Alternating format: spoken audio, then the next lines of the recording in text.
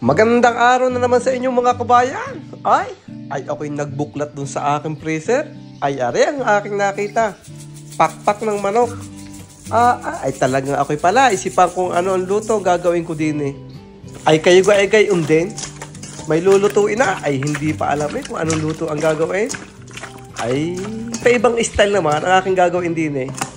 Ay lagi na lang ang pinirito eh. Ay di iibahin naman ng kaunti. Paibang lasa, ika nga. Are at aking ibinabad muna sa asin. Salt with garlic. Maibinabad ko rin ng mga kalahating oras at saka ko ipipirito. Gayon din, pinirito din ang kinalabsan. Pero, may twist aray sa bandang huli. Medyo kakaiba are. Are ngayon ko lang lulutuin.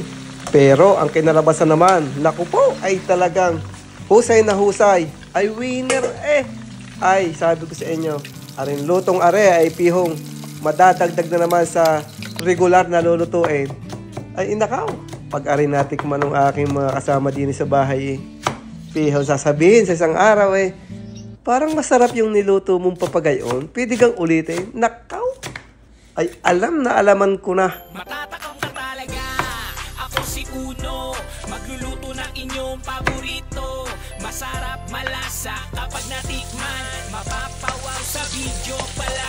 Mga lutong Pinoy at lutong bahay o kahit pa sa handaan. Ako si Uno, pinasarap, lutong kayo'y matatakam. Manood, tignan ang kanyang diskarte, mas pinasarap ang pagkadali. Talagang kayo'y mapapawaw, pinasarap, lalo't may sabaw. Pamilya ang laging inspirasyon, maging masaya. Mga kabayan, ari na ang aking secret ingredient na ilalagay din sa aking nilutong are. Sweet chili sauce. Ay talagang husay na husay are. Ay bahala na kayo kung anong brand ang gusto nyo gamitin. Halos lahat naman ng sweet chili sauce ay pare-parehas lang ang lasa. Kaya anuman ang inyong mapili ay pihong sigurado ako masarap din ang kalalabasan. Paglutong Pinoy, ako si Uno talaga. Ako si Uno, magluluto ng inyong paborito. Masarap, malasa, kapag natikman, mapapawaw sa video pala. Mga lutong Pinoy at lutong bahay o kahit pa sa handaan.